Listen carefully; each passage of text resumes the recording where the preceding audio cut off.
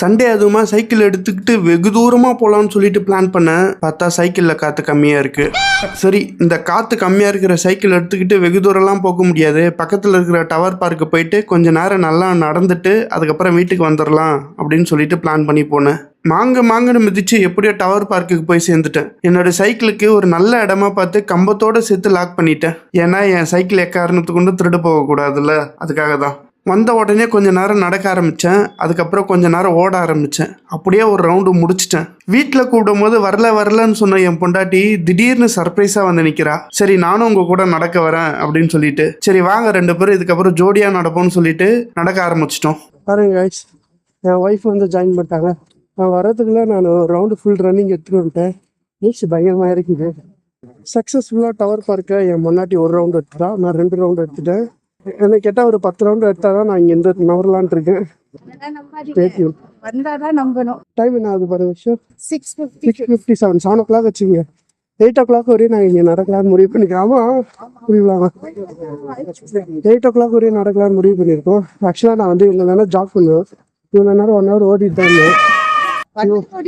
ஒரு ரவுண்டு தான் எடுத்தேன். அதுதான் ஒரு ரவுண்டு தான் எடுத்தேன். 1 hourலாம் வரல, ஒரு ரவுண்டு தான் எடுத்தேன். சரி, அப்படியே இவங்க வந்துட்டாங்க. கொஞ்சம் நல்லா பிரிஸ்டா நல்லா வாக் பண்ணிட்டு 10 நான் எதுக்கு வந்து தெரியுமா, நல்லா பிரேக்ஃபாஸ்ட் சாப்பிட்றதுக்கு தான் வந்து. நல்லா பிரேக்ஃபாஸ்ட் சாப்பிடாத, நல்லா வாக் பண்ணுமா, சாப்பிட்டோமா, வீட்டை பார்த்து கிளம்பணுமான்னு வந்தேன். பட் நான் ஏதோ திடீர்னு போகணுன்னு நேற்று ஆக்சுவலாக போயிருக்கணும். நேற்று போக முடியல, திடீர்னு தூங்கிட்டேன், எனக்கு தெரியல. சண்டே அதுவுமா டவர் பார்க் ஃபுல்லாக கூட்டம். அந்த கூட்டத்தில் எங்களுக்கு ஒரு ஓட்டம். மக்களே, என் பொண்டாட்டிக்கு முடியலன்னு சொல்லிட்டு உட்காரன்னு சொல்லிட்டா. ஸோ நான் இப்போ வந்து நடந்துட்டேன். 45 minutes வாக்கிங்க்கு அப்புறம் உட்காரன்னு சொல்லிட்டா. எனக்கு வந்து இன்னும் அந்த ஃபீல் உட்காரணும் அப்படின்ற ஒரு ஃபீல் வரல. ஸோ நான் இப்போ ஜாக் பண்ணலான்ட்டு இருக்கேன்.